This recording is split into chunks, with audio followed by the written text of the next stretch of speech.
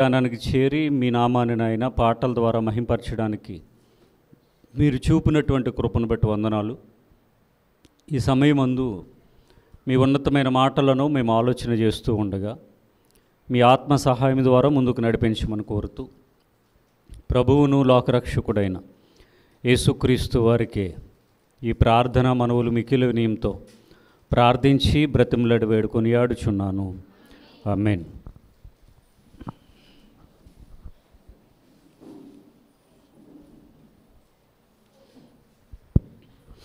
చేరువచ్చిన దేవుని పిల్లలైన మీ అందరికీ మనందరి ప్రభువును లోకరక్షకుడైన యేసుక్రీస్తు వారి ఘనమైన నామమున నా యొక్క శుభములు వందనాలు తెలియజేస్తూ ఉన్నాను.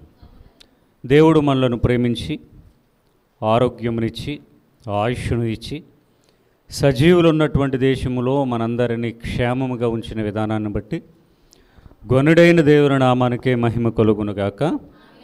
ఆమేన్. గడిచినటువంటి వారంన బాప్తిస్మిచ్చి యోహాను గారిని గురించి, పరలోక రాజ్యాన్ని గూర్చి,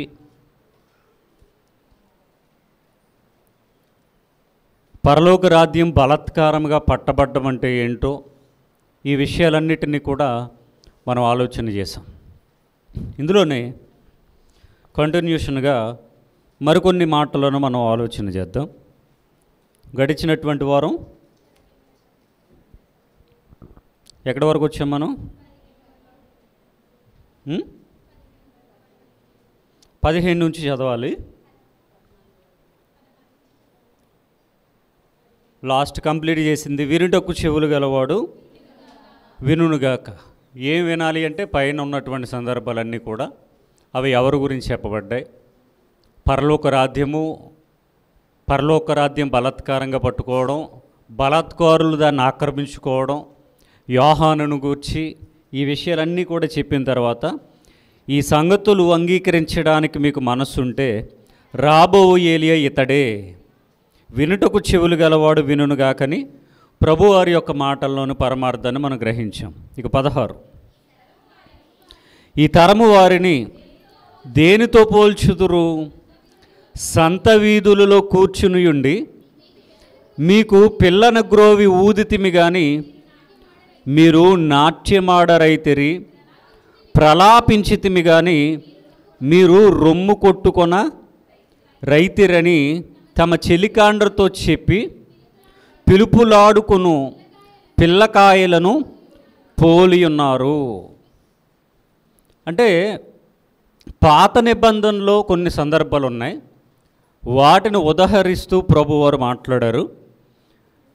వీటిని గురించి ఒకసారి మనం ఆలోచన చేద్దాం. యెషయా గ్రంథం 30వ అధ్యాయము 29వ వచనం.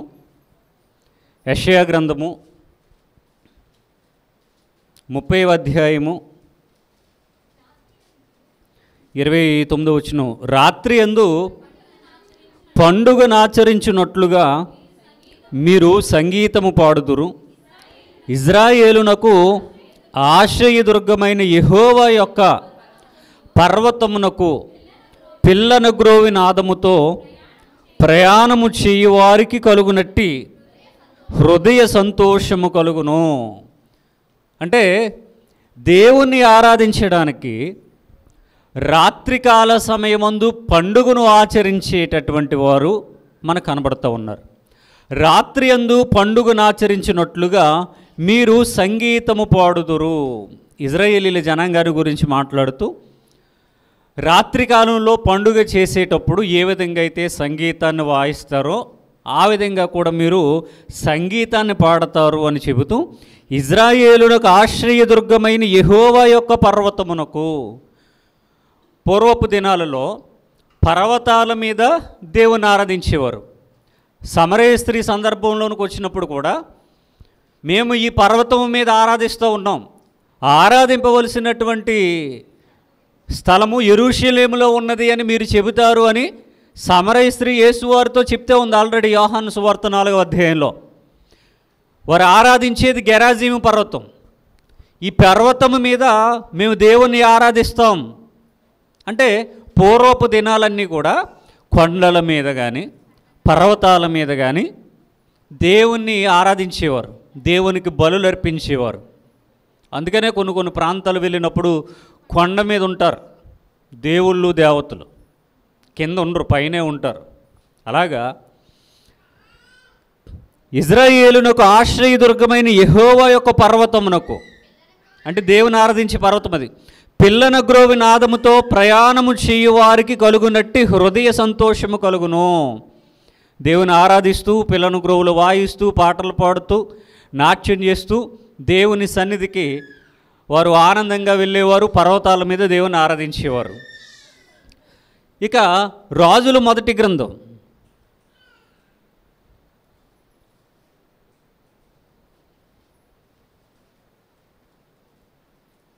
1వ అధ్యాయం 40వ వచనం. రాజులు మొదటి గ్రంథం 1వ అధ్యాయం 40వ వచనం. మరియు ఆ జనులందరూ అతని వెంబడి వచ్చి పిల్లన గ్రోవులను ఊదుచు వాటి నాదము చేత నేల బద్దలగునట్లు అత్యధికముగా సంతోషించిరి. ఆ జనులందరూ అతని వెంబడి వచ్చి పిల్లన గ్రోవులను ఊదుచు వాటి నాదము చేత నేల బద్దలగునట్లుగా అత్యధికముగా సంతోషించారటండి. అంటే ఇక్కడ కూడా పిల్లన గ్రోవుని గురించి, ఆ నాదాన్ని గురించి, ఆ సంతోషాన్ని, దేవుని ఆరాధించే క్రమాన్ని తెలియజేస్తూ ఉన్నారు. ఇర్మియా గ్రంథం 31వ అధ్యాయము 4వ వచనం. ఇర్మియా గ్రంథం 31వ అధ్యాయము 4వ వచనం. ఇజ్రాయేలు కన్యక, నీవు కట్టబడినట్టు నేనిక మీదట నిన్ను కట్టింతును, నీవు మరల తంబురలను వాయింతువు, సంభ్రమ పడువారి నాట్యములలో కలిసెదవు. అంటే ఈ సందర్భాలన్నీ కూడా దేవుని ఆరాధించడానికి వారు ఎన్నుకున్నటువంటి మార్గాలు. దేవుని ప్రేమిస్తూ ఆనందపడుతూ పండగ చేస్తూ సంభ్రమాశ్చర్యాలలో మునిగి తేలుతూ నాట్యం చేస్తూ పాటలు పాడుతూ పిల్లన గ్రోవులు వాయిస్తూ ఈ విధంగా వాళ్ళు దేవుణ్ణి ఆరాధించేవారు. మీ కష్టాలు పోయాయి, మీ కన్నీళ్ళు పోయాయి, మీకు మంచి రోజులు వచ్చాయని దేవుడు వారికి భరోసా ఇచ్చారు. దేవుణ్ణి ఆరాధించే క్రమముగా దీన్ని వారికి తెలియజేశారు. అయితే మత్తయి సువార్తకు వచ్చేద్దాం. ఈ 16వ వచనాన్ని ఒకసారి మరలా ఆలోచన చేద్దాం. ఈ తరము వారిని దేనితో పోల్చుదురు? ఇప్పటి వరకు ఒక 3 సందర్భాలు మనం మాట్లాడుకున్నాం కదా. ఆ తరం వేరు, ఈ తరం వేరు. దేవుడు అదృశ్యుడిగా ఉండి, దేవుడు పరలోకంలో ఉండి, దేవుడు కనబడినటువంటి స్థితిలో వాళ్ళు దేవుని వెతుకుతూ దేవుని మీద భక్తితో చేసినటువంటివి ఇప్పుడు మనం చదువుకున్నాం. ఇప్పుడు అదే దేవుడు ఆ లోకాన్ని విడిచి ఆత్మగా ఉన్న దేవుడు శరీరాన్ని ధరించుకుని మానవుల మధ్యకు మానవుడిగా వచ్చి నడయాడుతూ ఉన్నటువంటి దినాలు. యోహాను గారు ఆల్రెడీ యేసును గురించి తెలియజేయడానికి వచ్చారు. ఆయన చెప్పారు, ఆయన సమయం పూర్తయింది, ఆయన పని ఆయన చేశారు. అయితే లాస్ట్లో ఆయనకి ఒక డౌట్ వచ్చింది. ఆయనకి ఇలాంటి డౌట్ వచ్చింది. మిగిలిన వాళ్ళ సంగతి ఎలా ఉందంటే, వాళ్ళ కళ్ళ ముందు సత్యము కదలాడుతూ ఉన్నా దానిని తెలుసుకోలేనటువంటి స్థితిలో వాళ్ళు ఉన్నారు. ఒకప్పుడు దేవుడు దూరంగా ఉంటే దేవుడు కావాలని దేవుని వెతుకుతూ వెళ్ళినటువంటి ప్రజలు, వాళ్ళకు పుట్టిన వాళ్ళే కదా వీళ్ళంతాను. ఆ తరాలకు పుట్టిన వాళ్ళే ఈ తరంలో ఉన్నటువంటి వారు. అంటే ప్రభువారు మాట్లాడే సందర్భాల్లో వాళ్ళు తండ్రులేం అలాగ వెతికితే వీళ్ళ దగ్గరికి ఇప్పుడు అదే దేవుడు వచ్చాడు, వాళ్ళ మధ్యలోనే ఉన్నాడు. కానీ వాళ్ళు ఆయనను గుర్తించలేకపోతూ ఉన్నారు. మనం యోహాను సువార్త 1వ అధ్యాయంలో చదువుతాం కదా, వెలుగు లోకంలో ప్రవేశించింది కానీ చీకటి దానిని గ్రహింపకుండెను. దేవుడు లోకానికి వచ్చాడు కానీ లోకంలో దేవుణ్ణి గ్రహించడం లేదు వాళ్ళంతా కూడా. రైట్. ఇప్పుడు దేనితో పోల్చాలి వీళ్ళని, ఈ తరము వారిని? సంత వీధులలో కూర్చుని ఉండి మీకు పిల్లన గ్రోవి ఊదితిమి కానీ మీరు నాట్యమాడరైతిరి. అంటే వీళ్ళు సంత వీధుల్లో ఉన్నారు, లేక అరుగుల మీద ఉన్నారు, రచ్చబండల మీద ఉన్నారు, గొప్ప గొప్ప స్థానాల్లో వీళ్ళు కూర్చున్నారు. కానీ వీళ్ళకు ఒక స్వరం వినబడతా ఉందట. ఏంట స్వరం అంటే పిల్లన గ్రోవి. పిల్లను గ్రోవి ఊదినప్పటికీ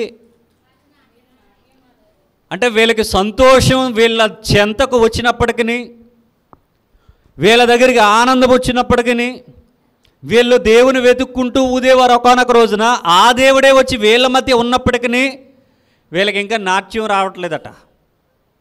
అంటే ఫిజికల్గా డ్యాన్స్ చేయమని కాదు, ఆత్మీయంగా ఆలోచించాలి. ఉదాహరణకి మ్యారేజ్కి వెళ్ళాం మనం, అక్కడ పాటలు పాడుతూ ఉన్నారు, ఆర్కెస్ట్రా వాయిస్తూ ఉన్నారు.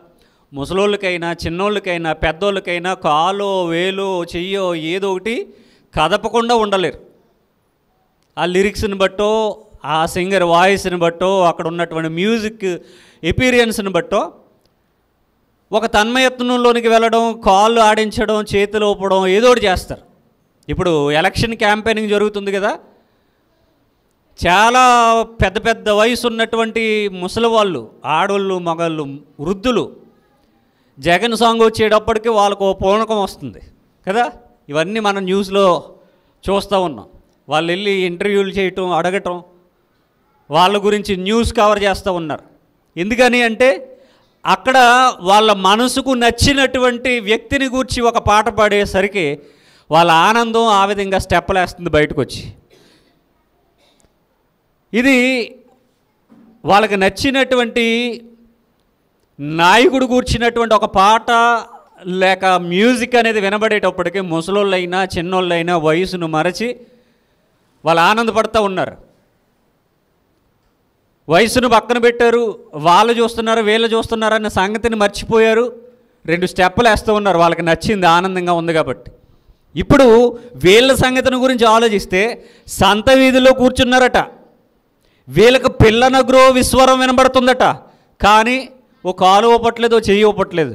అంటే ఫిజికల్గా డ్యాన్స్ చేయమని కాదు, కానీ వీళ్ళు ఒకానొక దినాన వీళ్ళ తండ్రులు, వాళ్ళ తరాల వాళ్ళు ఏ దేవుని అయితే వెతికి ఆ దేవుడు కనబడకపోయినా, ఆ దేవుని స్వరం వినబడకపోయినా వీళ్ళు ఆనందంగా ఆర్భాటంగా గొంతులు వేస్తూ దేవుని వెతుక్కుంటూ వెళ్ళారు. ఈ తరానికి వచ్చేసరికి వీళ్ళు దేవుని వెతుక్కుంటూ వెళ్ళక్కర్లేదు, దేవుడే వీళ్ళ దగ్గరికి వచ్చాడు. కానీ వీళ్ళకి మాత్రం గ్రహింపు లేదు. పిల్లన గ్రోవ్ వినబడతా ఉన్న అలా కూర్చున్నారట. అంటే పిల్లన గ్రోవ్ ఎవరో ఊదారని కాదు, కానీ దేవుడే దిగి వచ్చాడు, దేవుడే వీళ్ళ మధ్యలో ఉన్నాడు. ఆ కార్యాలన్నీ జరుగుతూ ఉన్నాయి అంటే అర్థం ఏంటి? పై సందర్భం అదే కదా. యోహాను గారికి ఏం చెప్పమన్నారు? యెషయా గ్రంథం 35వ అధ్యాయంలో ఏ వాక్యాలు అయితే ఉన్నాయో ఇవన్నీ జరుగుతున్నాయని చెప్పమన్నాడు. వెళ్ళి ఇవన్నీ జరుగుతున్నాయని చెప్తే యోహాను గారికి అర్థమవుద్ది. మరి వీళ్ళకి ఎందుకు అర్థం కాదు? వీళ్ళకి కూడా అర్థం కావాలి. ఇవన్నీ ఎప్పుడు జరగాలి? దేవుడు దిగి వచ్చినప్పుడు, దేవుడు భూమి మీదకి వచ్చినప్పుడు ఇవన్నీ జరుగుతాయి. ఎందుకంటే ధర్మశాస్త్రంలో వాళ్ళకి తెలుసు కనుక. కానీ వీళ్ళకి ఏమి రావట్లేదట? పిల్లన గ్రోవి స్వరము వినబడుతూ ఉన్నా వీళ్ళలో ఆనందం లేదు, నాట్యం లేదు అని చెప్తూ ఉన్నారు. ప్రలాపించితిమి కానీ మీరు రొమ్ము కొట్టుకొనరైతరి. ప్రలాపం ఎప్పుడు వస్తుంది? బాధలో, నిట్టూర్పులో, వేదనలో, మరణంలో ప్రలాపాలు వస్తాయి. అలాంటప్పుడు ఏం చేస్తారంటే జుట్టు పీక్కోవడం, బట్టలు పీక్కోవడం, ఈ గుండెలు బాదుకుని ఏడవటం, ఇదంతా జరుగుద్దట. వాళ్ళ ముందు అసలు ఏం జరుగుతున్నా వీళ్ళకి స్పృహ లేదు. ఇంతకని ఎలాంటి ప్రతిస్పందన లేదు వీళ్ళ దగ్గర. ప్రలాపం జరుగుతూ ఉన్నా ఏడవట్లేదు, సంతోషం కలుగుతూ ఉన్నా ఆనందపడడం లేదు. అసలు ఈ తరం వారిని ఏమనాలని అడుగుతూ ఉన్నాడు. అప్పుడప్పుడు నాకు అలా కనిపిస్తుంది. ఏమండి, మనం ఎలా ఫీల్ అవుతాం తెలుసా? నేను దేవుని మందిరానికి వెళ్ళాను, దేవుని ఆరాధించేశాను అనుకుని కుర్చీలో కూర్చొని నిద్రపోతారు. ఇదేంటో నాకు అర్థం కాదు. దేవుని మందిరానికి వచ్చి కుర్చీలో కూర్చొని నిద్రపోతే దేవుని ఆరాధించడం కాదు. ఎవరు చెప్పారు మీకు? అసలు స్పృహ ఉండాలి మనకి. దేవుని మందిరానికి వచ్చాం, పాటలలో ఇన్వాల్వ్మెంట్ ఉండాలి, ప్రార్థనలో ఇన్వాల్వ్ అవ్వాలి, వాక్యంలో ఇన్వాల్వ్ అవ్వాలి, అడిగిన దానికి సమాధానం చెప్పాలి, చెప్పేది వినాలి, చెప్పేది గ్రహించుకోవాలి. మన చుట్టూ ఏం జరుగుతుందో స్పృహలో ఉండాలి. మనం కోమాలోకి వెళ్ళిపోకూడదు కదా. ఇదేంట్రా బాబు వీళ్ళు ఇలా ఉన్నారని అనుకోకూడదు ఎవరున్నా. మన ఇంటి దగ్గర ఉంటాం, మన ఇంట్లో విలువైన వస్తువులు ఉంటాయి, తలుపులు కిటికీలు అన్నీ తీసేసి కుర్చీలు కూర్చొని నిద్రపోతామా? లేదు కదా.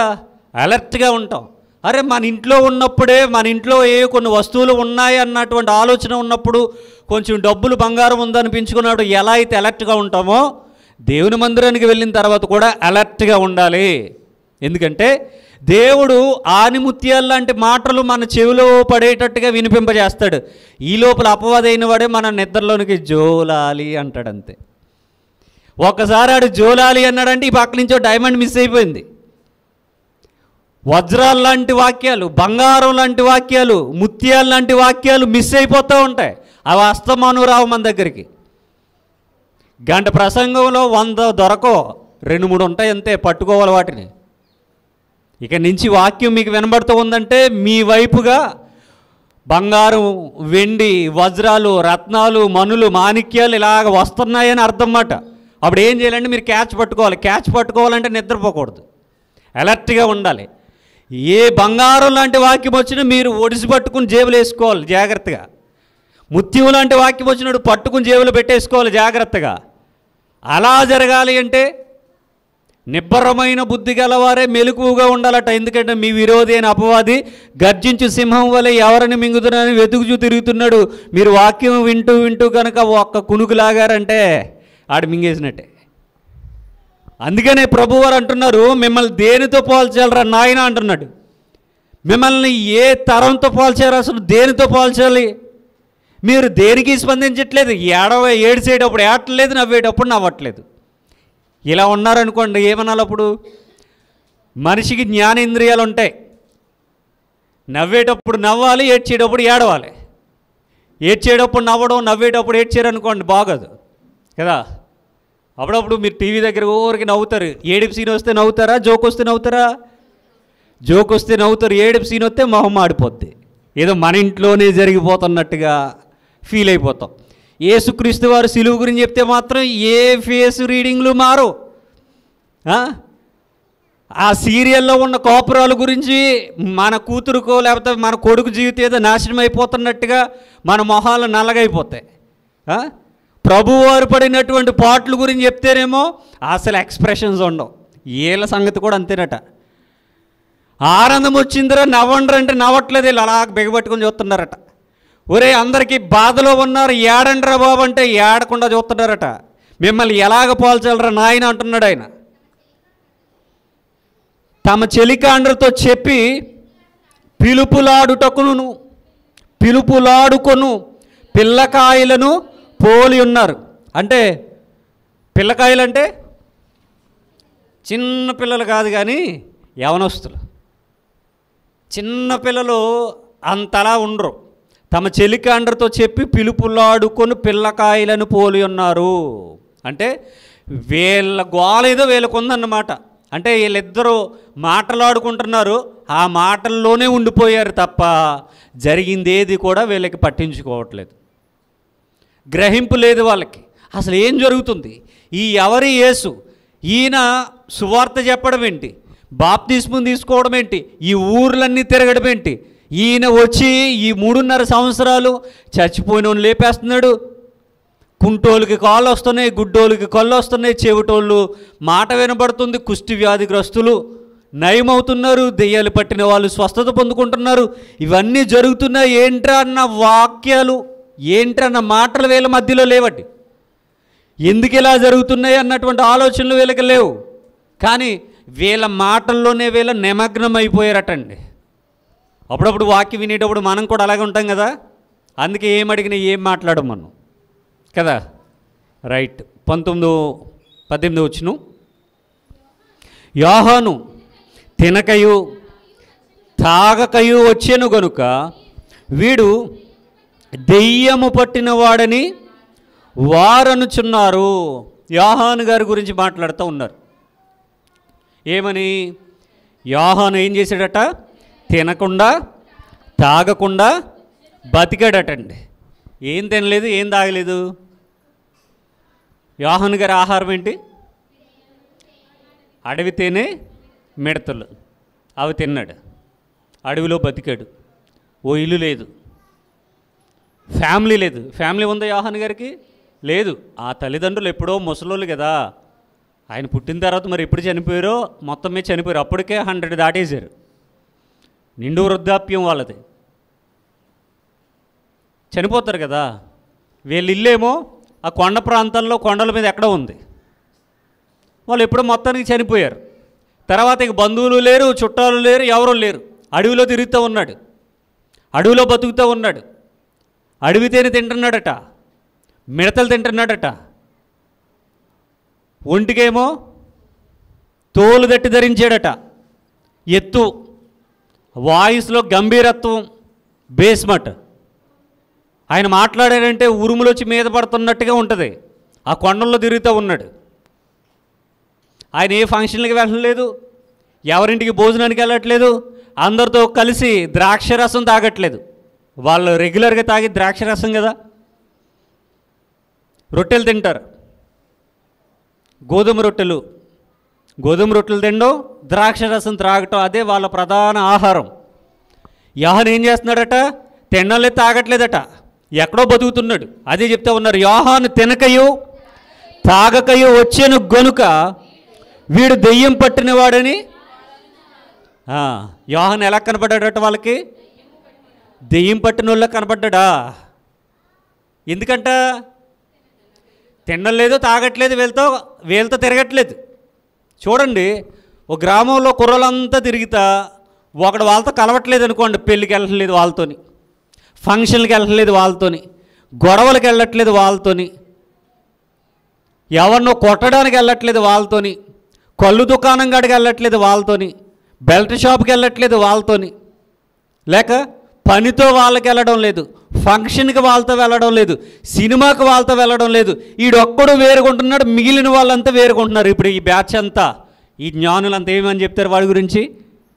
ఆడు తేడాగాడరాడు, ఆడు మనతో కలడరా, ఆడు తిండాడు, తాగడాడు, ఆడికి వాళ్ళ అమ్మంటే భయం, వాళ్ళ నాన్నంటే భయం, ఆడు ఇంట్లో నుండి బయటికి రాడు, ఆడు అలాంటోడు ఏంట్రా ఇలాంటోడు ఏంట్రా అంటారా లేదా? గ్రామీణ వాతావరణంలో ఖచ్చితంగా అంటారు. అదే సిటీలో అనుకోండి, ఎవడ బతుకు ఆడిదే, ఎవడెక్కడికి పోతాడో అడిగేవాడు ఉండడు, ఆడు తిన్నా తినకపోయినా బతికినా చచ్చినా ఎవడో పట్టించుకునేవాడు ఎవడు ఉండడు. అదే గ్రామాల్లో అనుకోండి, గ్రూప్ రాజకీయాలు ఉంటాయి, ఫ్రెండ్ సర్కిల్లో బ్యాచ్లు ఉంటాయి, గ్రూపులు ఉంటాయి. ఏ ఏజ్ గ్రూప్ వాళ్ళకి ఆడుకో బెటానీ ఉంటుంది కదా. వీళ్ళు ఇంకొకరి గురించి ఇలా మాట్లాడుకుంటూ ఉంటారు. సేమ్ ఇజ్రాయేలీల ప్రజలు కూడా యోహాను గురించి ఇలాగే మాట్లాడుతున్నారట. ఎవడు రీడు అసలు?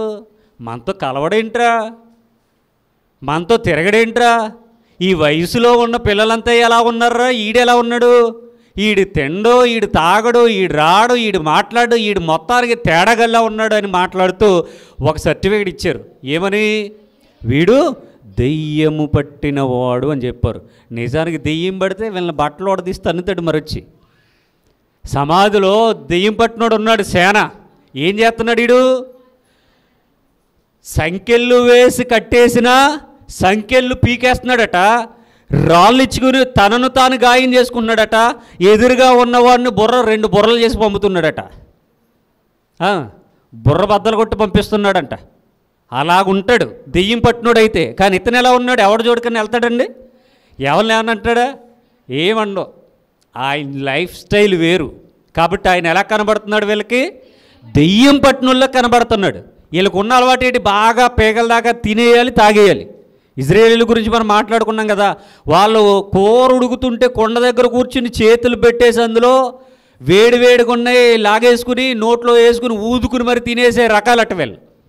తినడానికి కూర్చుని తిని త్రాగి ఆడడానికి లేచారట. ద్రాక్షరసం కుండల దగ్గర కూర్చుని మరగబెట్టుకుని చల్లార్చుకుని ఊదుకుని మరి తాగేస్తున్నారట ఇజ్రాయేలీల ప్రజలండి. తినడానికి త్రాగడానికి కూర్చుని ఆడుటకు లేచిరట. నిలబడ్డేటోడికి మత్తు ఎక్కువై మళ్ళీ కింద అడ్డాడు. వీళ్ళ పరిస్థితి అదే. యోహాను తినకయు త్రాగకయు వచ్చెను గనుక వీడు దెయ్యము పట్టినవాడని వారు అనుకొనుచున్నారు. వాళ్ళు సర్టిఫికెట్ ఇచ్చారు యోహాను గారికి. నెక్స్ట్ మనుష్య కుమారుడు. మనుష్య కుమారుడు అంటే యేసు ప్రభు వారు. తినుచు త్రాగుచు వచ్చాను కనుక ఆయనకి ఈయన రివర్స్, ఈయనకి ఆయన రివర్స్. ఈయన ఏం చేస్తున్నాడట? తినుచు త్రాగుచు ఉన్నాడట. అందుకని కరుణాకర్ సుగుణగాడు ఏమన్నాడంటే యేసుక్రీస్తు వైన్ తాగాడు అని చెప్పాడు. వీడు ఈడు ఎదవీడు యేసుక్రీస్తు వైన్ తాగాడని ఈడు చెప్పాడు. వైన్ తాగాడా? తినుచూ తాగుతూ అంటే ద్రాక్ష రసం వేరు, ద్రాక్ష సారాయి వేరు. రసానికి సారాయికి ఒకటేనా? మీరు వేసవికాలం కదా, గ్రేప్ జ్యూస్ తాగుతారు. మీరు మందు తాగారంటే ఒప్పుకుంటారా? నువ్వు అక్కడ జ్యూస్ షాప్ కాడికి వెళ్ళి మందు తాగొచ్చావంటే జ్యూస్ షాప్ దగ్గర మందు అమ్ముతారేటి? అక్కడ జ్యూస్ షాప్ దగ్గర జ్యూస్ అమ్ముతారు తప్ప మందు ఎందుకు అమ్ముతారు? ద్రాక్ష జ్యూస్ వేరు, ద్రాక్ష సారాయి వేరు. ఏమండి, ఈయన అంటే కానా పెండ్లి విందులో నీళ్ళని ద్రాక్షరసంగా మార్చారు. తర్వాత అనేకులు ఆయన భోజనానికి పిలిచి భోజనం పెట్టినప్పుడు రెగ్యులర్గా వాళ్ళు తాగేటటువంటి ద్రాక్ష రసం ఇస్తారు. రసం వేరు, రసం వేరు. జ్యూస్, అది రసం అంటే జ్యూస్. రెగ్యులర్గా తాగేది. భోజనం పెట్టారు, భోజనం తిన్నారు. ఎందుకంటే ఈయన ఎవరిని కూడా పోగొట్టుకోకూడదు కనుక. పేదోళ్ళు పిలిచినా, పాపాత్ములు పిలిచినా, ఎవరు పిలిచినా భోజనానికి వెళ్ళేవాడు. ఎందుకంటే వాళ్ళను కాపాడాలి కనుక. నేను తిన్నడానికి వీడికి పెద్ద నిక్కెక్కువ అంటారు కదా. విశ్వాసులతో చాలా ఇబ్బంది. వాళ్ళు పెడితే తిన్నంటే అదో తంటు. ఎందుకంటే వాళ్ళ ప్రేమను వ్యక్తపరచాలని అనుకుంటారు తప్ప ఆయన ఆరోగ్యం ఏమైపోద్దన్న ఆలోచన ఉండదు. ఇప్పుడే తిన్నానంటే అక్కడ తింటారులే, ఇక్కడ ఎందుకు తినరు అంటారు మళ్ళీని. ఇప్పుడేది టీయో కాఫీయో లేకపోతే కూల్ డ్రింక్ ఇప్పుడే తాగారమ్మంటే అక్కడ తాగుతారులే, మా ఆయన దగ్గర ఎందుకు తాగుతారంటారు. ఇప్పుడు ఇచ్చిన వాళ్ళందరి దగ్గర కూల్ డ్రింకులు అన్నీ తిని తాగారనుకోండి, బాగానే ఉంటుంది. అప్పుడు ఇక సెలవులు ప్రకటించాలి కదా. యేసుక్రీస్తు వారికి కూడా ఇదే తలనొప్పి. మనుష్య కుమారుడు తినుచూ తాగుచూ వచ్చాడట అంటే మొహమాటం, ఏం చేయాలో తప్పనటువంటి పరిస్థితి.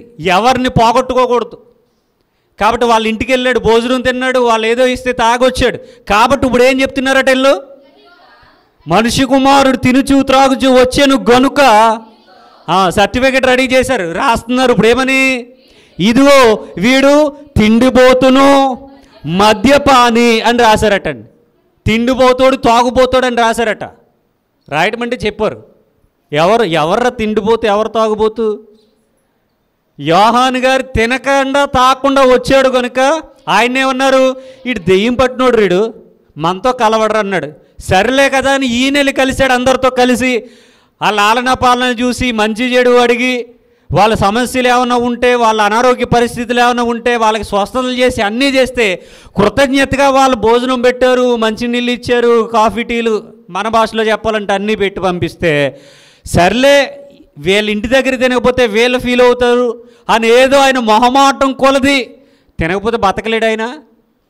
వీళ్ళు ఎవరినైనా 40 రోజులు ఏం తినకుండా తాకుండా ఉండమనండి, చచ్చిపోతాడు కదా. ఆయన ఉన్నాడు, తినకుండా తాకుండా ఉండలేడు. ఆయన ఉండగలడు, కానీ ఎందుకు తిన్నాడు మరి? 40 రోజులు ఉన్నాయని ఒక పూట ఉండలేడా? ఉండగలడు, మరి ఎందుకు తిన్నాడు?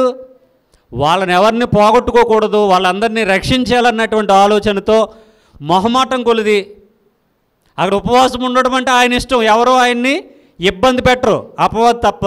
ఆడొచ్చి తిను తిను అని బతిమలాడాడుగా, రాళ్ళు రొట్టెలు చేసుకుని తిను అని బతిమలాడాడు కదా వచ్చి. ఆడు తప్ప ఇంకెవరో ఇబ్బంది పెట్టరు ఆయన్ని. ఆయనకి స్వేచ్ఛ ఉంది కాబట్టి 40 రోజులు అలా ఉపవాసం ఉండిపోయాడు. కానీ జనాల్లోకి వచ్చిన తర్వాత స్వేచ్ఛ ఉండదు ఇక పాస్టర్ గారికి. యేసుక్రీస్తు వారికి స్వేచ్ఛ లేదు. తిన్నంటే బలవంతంగా పట్టుకొచ్చి కూరేస్తున్నాడు ఒక్కొక్కడు. మొత్తం మీద తిన్నాడు, తాగాడు కనుక ఏం మాట్లాడుతున్నారు వీళ్ళు ఇప్పుడు? ఇదిగో వీడు తిండిపోతాడు. తిండిపోతాడా? ఇంతకీ ఈ కబుర్లు చెప్పినోడు ఎప్పుడు కూడా ఏం పెట్టడు. ఈ తిండిపోతాడు అన్నాడు కదా, ఈ బ్యాచ్ ఉన్నారు కదా, వీళ్ళు ఎవరు పెట్టరని నిజంగాను. పెట్టేవాడు అండు, పెట్టేవాడైతే చెప్పడు.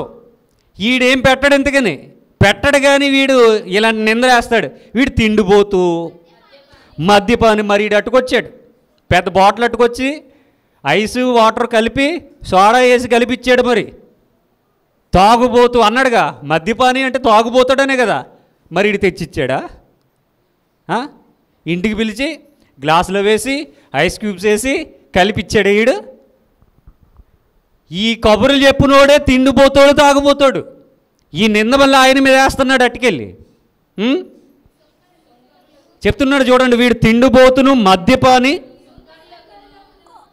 చెప్పాడు. అంటే వీడు పెద్ద తిండిపోతాడు, తాగుబోతాడు అని చెప్పారు. ఎందుకన్నారు ఈ మాట? వీళ్ళకి నచ్చని వ్యక్తులు ఇంటికి వెళ్ళారు అందుకన్నారు. ఎవరా నచ్చని వ్యక్తులు? సుంకరులు, పాపులు. వీడి ఫ్రెండ్స్ ఎవరట? వీళ్ళు చెప్తున్నారండి, సుంకరులతోనూ పాపులతో కలిసి తిరుగుతున్నాడు కాబట్టి వీడు పెద్ద తిండిపోతాడు, వీడు పెద్ద తాగుబోతాడు చెప్పారు వీళ్ళు. అంటే ఎలా ఉంటారంటే వీళ్ళకి నచ్చిన వాళ్ళతోనే మాట్లాడాలి. వీళ్ళు ఎవరి ఇంటికైతే వెళ్తారో వాళ్ళ ఇంటికే వెళ్ళాలి. వీళ్ళకి వేరే వాళ్ళకి పడదనుకోండి, పాస్టర్ గారు వాళ్ళ ఇంటికి వెళ్ళి ప్రార్థన చేయకూడదు, వాళ్ళు ఏమనిస్తే తినకూడదు. వాళ్ళ ఇంటి దగ్గర ఒక్క నిమిషం కనుక లేట్ అయింది అనుకోండి, ఇంకా కొంప కొల్లేరైపోద్ది కదా. జనుల యొక్క మెంటాలిటీ. ఇజ్రాయేలీలు సుంకరులతోనూ పాపులతోనూ లేకపోతే సమరయులతోనూ ఎవరైతే వీళ్ళకి నచ్చరో ఇంకా వీళ్ళకి నచ్చిన వాళ్ళతో ఎవరు మాట్లాడకూడదు. ఇక మాట్లాడారా, ఇదిగో నిందలు చూడండి ఎలా ఉన్నాయో. సుంకరులతోనూ పాపులతోనూ స్నేహితుడు అని చెప్తే ఉన్నారండి. అసలు ప్రభువారు వచ్చింది ఎవరి కోసం? పాపులను రక్షించడానికి లోకానికి వచ్చింది అన్నాడు. నీతిమంతుల కొరకు రాలేదు, అనీతిమంతుల కొరకు వచ్చానన్నాడు. నశించిన వారి కొరకు వచ్చానన్నారు. ఆరోగ్యం గలవారి కొరకు రాలేదు, అనారోగ్యం గలవారి కొరకు వచ్చానని చెప్పారా? అందరికీ ఇవే చెప్పారు. మరి అలాంటప్పుడు ఆయన వచ్చినటువంటి సంగతిని పక్కన పడేసి ఆయన మీద నిందలేస్తున్నారంటే వీళ్ళని ఏమనాలి? అంటే ఇందులో ఏముంది అంటే ఒక స్వార్థం ఉంది. ఏంటి ఆ స్వార్థం అంటే వీళ్ళు ఎవరితైతే మాట్లాడరో, వీళ్ళు ఎవరితైతే ఇంటికి వెళ్ళరో, వీళ్ళు ఎవరింటికైతే భోజనానికి వెళ్ళరో, వీళ్ళు ఎవరితైతే సన్నిహితంగా ఉండరో, క్లోజ్గా మూవ్ అవరో వాళ్ళతో ఇంకెవరో మాట్లాడకూడదు. ఒకవేళ మాట్లాడా, మాట్లాడిన వాడు వాళ్ళు కూడా ఒకటే జాతి, ఒకటే, ఇంకా అలాగా కలిపేస్తారన్నమాట. ఇలాంటి పరిస్థితులు మన చుట్టూ కూడా ఉంటాయి కదా. ఉంటాయా ఉండవా? మన బంధువుల్లో కూడా వాళ్ళు ఎవరెవరితో అయితే మాట్లాడతారో మనము వాళ్ళతోనే మాట్లాడాలి. వాళ్ళు ఎవరింటికి వెళ్తారో మనము వాళ్ళ ఇంటికి వెళ్ళాలి. ఒకవేళ వాళ్ళకి వీళ్ళకి ఏదన్నా ఫైటింగ్ వచ్చిందనుకోండి, ఒకవేళ పొరపాటున మనం వాళ్ళతో మాట్లాడమనుకోండి, అయిపోయినట్టే. అంటే ఇది మనుషుల యొక్క మనస్తత్వం, నైజం అంటారు దీన్ని. ఇంకా దీన్ని ఎవడో తీసేయలేడు. ప్రభు వారికే తప్పలేదు వీళ్ళతో పాటలు, ఇంక మనం ఎంత చెప్పండి. ఇది ప్రతి తరంలో కూడా కొనసాగుతూనే ఉంటుంది. కాబట్టి ఏమన్నారట వీళ్ళు? తిండిబోతును, మద్యపానీయు, ఇవి 2 బిరుదులే కాదు, ఇంకో 2 ఇచ్చారేంటి? సుంకరులకును పాపులకును స్నేహితుడని వారనుచున్నారు. ఆయన్నేమో దెయ్యం పట్టినోడు అన్నాడు. ఎవరితో కలవట్లేదు, ఎవరితో తింటలేదు, ఎవరింటికి రావట్లేదని దెయ్యం పట్టినోడు అన్నారు. ఈయనేమో అందరితో కలిసి అందరూ సమానమే అంటే తిండిపోతాడు, తాగుపోతాడు. ఈయన ఫ్రెండ్స్ ఎవరంటే సుంకరులు, పాపులను. అడిగేసరికి కదా ఒకరోజు, ఆ పాపాత్మురాలైన స్త్రీ ఇంటికి నువ్వెందుకు భోజనానికి వెళ్ళావు, పాపులతో కలిసి తిరుగుతున్నావేంటి అని అడిగారు.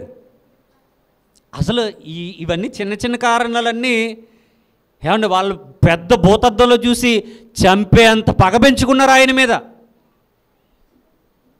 యేసుక్రీస్తు వారిని చంపడానికి ఈ చిన్న చిన్న కారణాలే పెద్ద పెద్ద భూతద్దాల్లో చూసి చంపేంత పగ పెంచుకున్నారు. మా వంశంలో పుట్టాడు, మా పరువు తెస్తున్నాడు, పాపులతో తిరుగుతున్నాడు, సుంకరులతో మాట్లాడుతూ ఉన్నాడు, వాళ్ళ ఇంటికి భోజనానికి వెళ్ళాడు, వాళ్ళు ఏదో ఇస్తే తాగాడు, వాళ్ళ ఊరు మధ్యలోంచి వెళ్ళాడు, వాళ్ళతో మాట్లాడాడు, వీళ్ళతో మాట్లాడాడు.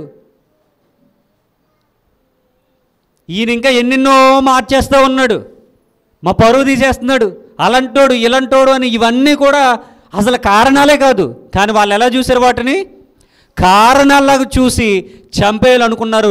చంపేటప్పటికి ఇంకా బలమైన కారణాన్ని వెతుక్కున్నారు. అది కూడా కారణం కాదు. దేవాలయాన్ని పడగొట్టండి, 3 రోజుల్లో తిరిగి కడతానన్నాడు, అంతే, దొరికాడు రా అన్నారు. ఏంటి అది కారణమా? పోనీ వీళ్ళు పడగొట్టారు వెళ్ళి. అది ఎప్పుడు కాజుగా తీసుకోవాలి? ఈయన మాట విని సొలొమోను గారు కట్టించినటువంటి బంగారు దేవాలయాన్ని పడగొట్టేశాము, 3 దినాల్లో లేపుతానన్నాడు. లేపలేదు కాబట్టి ఇతన్ని శిక్షించండి అని అడగాలి, అంతే కదా. ఇలా పడగొట్టారు వెళ్ళి? పడగొట్టలేదే. మరి పడగొట్టకుండా దీన్ని కారణం చూపించడం ఏంటి? పడగొట్టిన తర్వాత కదా ఈయన తిరిగి కట్టకపోతే వెళ్ళి కారణంగా చూపించాలి. చంపడానికి కారణం ఇదిగో, ఇతను ఇలా చెప్పాడు, మేము ఇలా చేసాం, కానీ ఇతను మరలా ఇప్పుడు నేనేం కట్టలేను అంటున్నాడు కాబట్టి ఇతన్ని శిక్షించండి అని అప్పుడు కదా కేసు నమోదు చేయాలి. కానీ ముందే కేసు వేసారేంటి అంటే ముందు నుంచి వీళ్ళు పగ ప్రతీకారంతో తిరుగుతూ ఉన్నారు. ఏమండి, ఎప్పుడు ఆయన చుట్టూనే ఉండేవారు. ఎందుకు ఉండేవారు వీళ్ళు? ఎందుకని? శోధించడానికి. ఏదో ఒక కారణంతో ఆయన్ను ఇరుకులో పెట్టాలి, ఇరకాటంలో పెట్టాలి. ప్రశ్నలు అడిగేవారు. అంటే ఆయన ఏదో సమాధానం చెప్తే విని నేర్చుకుని తెలుసుకుందామని కాదు, ఇరికించి వీళ్ళని ప్రభువారిని జైలు పాలు చేయాలి, చంపేయాలన్నటువంటి ఆలోచనతోనే ఎప్పుడు కూడా తిరుగుతూ ఉండేవారు.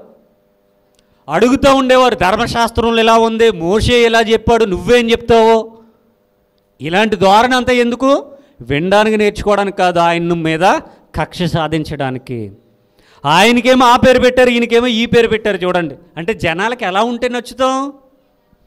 ఎలా ఉన్నా నచ్చం. ఏమండి, ఇలా ఉంటే నచ్చుతామని చెప్తారు.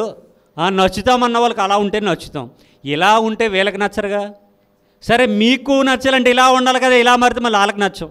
చూడండి, ఎలా ఉన్నా ఒక మనిషి అందరికీ నచ్చాలంటే నచ్చడండి. జగన్ గారు సీఎం చాలా మంచి పథకాలు ఇచ్చి ప్రతి కుటుంబానికి నిజంగా మేలే చేశాడు. 2 ఏళ్ళు కరోనా వచ్చి చాలా ఇబ్బందులు పడ్డాం. ఆ ఇబ్బందుల్లో కూడా తన వంతు చేయగలిగినంత, ఇండియాలో ఏ సీఎం చేయనంత, అంతకంటే ఎక్కువ చేశాడు. తర్వాత కూడా చేశాడు, ఇప్పటివరకు చేస్తూనే ఉన్నాడు. నచ్చాడు ఆయన? నచ్చడు. నచ్చితే మనల్ని మనుషులని ఎందుకంటారు? ఏమండి, నచ్చడు, నచ్చకూడదు. అది జనాల నైజం. ఎప్పుడూ అంతే కదా. ఆయనే కాదు, వాళ్ళ నాన్నగారైనా, వాళ్ళే కాదు, ఎవరైనా సరే, ఆ పార్టీ ఈ పార్టీ అని కాదు, మంచి చేసేవాడు కొంతమందికి నచ్చుతాడు, మిగిలిన వాళ్ళకి నచ్చడు. చెడు చేసేవాడికి కూడా ఫ్యాన్స్ ఉంటారు. వాడు మనకు నచ్చడు, కానీ వాళ్ళకి నచ్చుతాడు దేవుడు వాళ్ళ దృష్టిలో. అంటే ఒక వ్యక్తి ఒకరికి నచ్చవచ్చు, మరొకరికి నచ్చకపోవచ్చు. క్లాస్ రూమ్లో టీచర్ అందరికీ నచ్చుతాడు, పిల్లలందరికీ. ఒకడంటాడు, మా మాస్టర్ చాలా మంచోడు, ఆయన కొట్టి తిట్టి మాకు అన్నీ నేర్పించడాన్ని బట్టి నేను ప్రయోజకం అయ్యానంటాడు ఈడు. ఇంకోటి అంటాడు, కొట్టడంతో బడి మానేసి ఇలా తయారయ్యానంటాడు ఈడు కదా. అంటే వీడికి నచ్చాడు, వీడికి ఏమో నచ్చలేదు. మరి యేసుప్రభు అందరికీ నచ్చుతాడా? హై బాబోయ్, మాతో పాటు సువార్తకు రండి, ఎంతమందికి నచ్చుతాడో మీ కళ్ళతో మీరే చూద్దరు. కానీ యేసుప్రభు ఎంతమందికి నచ్చుతాడంటే, ఒకసారి మాతో పాటు వచ్చారనుకోండి, ఎంతమందికి నచ్చుతాడో మీకే తెలుసు. తిట్టినోళ్ళు 99 అయితే పొగున్నోడు ఒకడు ఉంటాడు. చూడండి రేషియో ఎలా ఉందో. తిట్టినోళ్ళు 99 మంది ఉంటారు, పొగున్నోడు ఒకడు ఉంటాడు. ఆ పొగున్నోడు కూడా పక్కన నిలబడ్డ, ఎందుకంటే వాడిని కూడా తిడతారేమన్న భయం. నిజమండి, నచ్చరండి, ఎవరికి నచ్చరు. ఏదో అలా అడ్జస్ట్మెంట్ అయ్యి అలాగే వెళ్ళిపోద్ది అంతే లైఫ్. నచ్చినా నచ్చకపోయినా, ఇష్టమున్నా కష్టమైనా, అలాగోలాగా అలాగా వెళ్ళిపోవాలి బండి. అయినను జ్ఞానమని దాని క్రియలను బట్టి తీర్పు పొందుననెను. జ్ఞానమని దాని క్రియలను బట్టి తీర్పు పొందుననెను. క్రియలను బట్టి అంటే కింద రాశారు చూడండి, దాని పిల్లలను బట్టి అని పాఠాంతరము. జ్ఞానానికి పిల్లలు ఎవరు? జ్ఞానమే. జ్ఞానానికి పిల్లలు జ్ఞానమే. జ్ఞానము అనగా ప్రభు అయిన యేసుక్రీస్తు వారు, ఆయనను కలిగి ఉన్నటువంటి మనమే జ్ఞానానికి పిల్లలం. అందరూ కాదు సుమా. ఈరోజు యేసుక్రీస్తుకి క్రైస్తవ్యంలో పిల్లలు ఎంతమంది ఉన్నారు? 90% పిల్లలు కాదు. ఎందుకంటే ఆయన ఒప్పుకోవట్లేదు వీళ్ళెవరును. వీళ్ళకి ముగ్గురు తండ్రులు కావాలి వీళ్ళకి. పాపం, పాపమా కదా? దుర్మార్గం, భయంకరమైన పాపం అది. మనకైతే ఒక్కడే, ఆయనే ప్రభు అయిన యేసుక్రీస్తు వారు. మొత్తానికి వీళ్ళు పేర్లు పెట్టారు. యోహాను గారేమో దెయ్యం పట్టినవాడట, యేసుక్రీస్తు వారేమో తిండిపోతూ తాగుబోతూ మద్యపానేట, సుంకరులతో పాపులతో తిరిగేవాడట, తిరుగుబోతూ తాగుబోతూ తిండిపోతూ 3 పెట్టేశారు. చెడు చూడకు, చెడు వెనకు, చెడు మాట్లాడకు అన్నట్టుగా తిండిపోతూ తాగుబోతూ తిరుగుబోతూ. ఎవరు ఈ పేర్లు పెట్టిన వాళ్ళు? ఎందుకని ఆయనకి పెట్టారు. ఆయన గురించి ఏమని వ్రాయబడింది? నిర్దోషి, నిష్కల్మషుడు, పాపులలో చేరక ప్రత్యేకమైన వాడు, పవిత్రుడు, నిష్కల్మషుడు, ఇలాంటి పేర్లు ఆయనకుంటే వీళ్ళేం పెట్టారు? తాగుబోతూ, తిండిపోతూ, తిరిగిపోతూ. వీళ్ళే చూడండి ఎలా ఉందో. గనుక ఏమండి, యోహాను గారి గురించి ఆయనే చెప్పారు, ఆయన గురించి కూడా ఏమనుకుంటున్నారో ఆయనే చెప్పారు. ఇప్పటివరకు విన్నటువంటి వాక్యాన్ని బట్టి క్రైస్తవులుగా మనకు కూడా చాలామంది చాలా పేర్లు పెడతారు. వాళ్ళు ఏ పేరు పెట్టినా మనకేమన్నా నష్టమా ఏంటి? ఏమండి, ఏం కాదు. మన భక్తి జీవితాలను మనం కాపాడుకోవాలంతే, అంతవరకు సహించాలంతే. ఇప్పుడు మేము సువార్త చేయడానికి వెళ్తున్నాం, మమ్మల్ని మెచ్చుకునేవారు, ప్రేమించే వాళ్ళు ఎవరు లేరండి. దూషించే వాళ్ళే, ద్వేషించే వాళ్ళే. అందరూ ఎలా అంటున్నారని మానేస్తామా ఏంటి? మానం కదా. ఆదివారం ప్రార్థనకు వచ్చినా మిమ్మల్ని ఇంట్లో వాళ్ళు, బయట వాళ్ళు ఎవరో ఒకరు ఏదో అంటారు. ఈ వారం మానేయకపోతే నష్టమా? మానేయచ్చు కదా, ప్రతి వారం వెళ్ళిపోవాలా? మీతో పాటు నన్ను కూడా అంటారు. అలా వదిలేయాలి గాలికి, అంతే. కొన్ని వదిలేయాలి, వాక్యాన్ని వదిలేస్తారు. మరి అది వచ్చినటువంటి ప్రాబ్లం ఏంటంటే, గాలి మాటలు వదిలేయమంటే వాక్యాన్ని గాలికి వదిలేస్తాం మనం. గాలి మాటలు గాలికి వదిలేయండి, వాక్యాన్ని మాత్రం హృదయంలో భద్రం చేసుకోండి. మనల్ని పరలోకానికి చేర్చేది వాక్యమే. ప్రార్థన చేసుకుందాం. మిగిలినటువంటి సందర్భాలు వచ్చే వారాన్ని చదువుకుంటారండి, అప్పచెప్పించుకుంటాను. చెప్తారా? ప్రార్థన చేసుకుందాం. సర్వోన్నతుడువు, మహోన్నతుడు అయిన దేవా, యేసయ్య, మీ ఘనమైన నామమును బట్టి వందనాలు, స్తుతులు, స్తోత్రాలు. మిమ్మల్ని గూర్చినటువంటి జ్ఞానయుక్తమైన సంగతులు మేము ఆలోచన చేస్తూ ఉంటే మా హృదయాలకు ఎంతో ఆనందము, తృప్తి, సంతోషము కలుగుతూ ఉంది నాయన. ఎప్పుడు విననటువంటి సంగతులు, కన్నులకు తెలియనటువంటి సందర్భాలు, మనస్సుకు ఆలోచనకు అందనటువంటి సందర్భాలు నాయన మీరు చిన్నవారమైనటువంటి మాకు నేర్పిస్తూ ఉంటే ఎంతో ఆనందము, సంతోషము హృదయానికి నాయన కలుగుతూ ఉంది. విత్తబడినటువంటి వాక్యం దుష్టుడు చెత్తుకొనిపోకుండా మా హృదయంలో కాపుదల దయచేసి నూరంతలుగా వాక్యపు ఫలింపును దయచేయమని కోరుతూ ప్రభువైన యేసుక్రీస్తు వారి ఘనమైన నామమునకి ప్రార్థన మనవులు మిక్కిలి వినయంతో సమర్పించి వేడుకొని ఆడుచున్నాను. ఆమేన్. అందరికీ వందనాలు.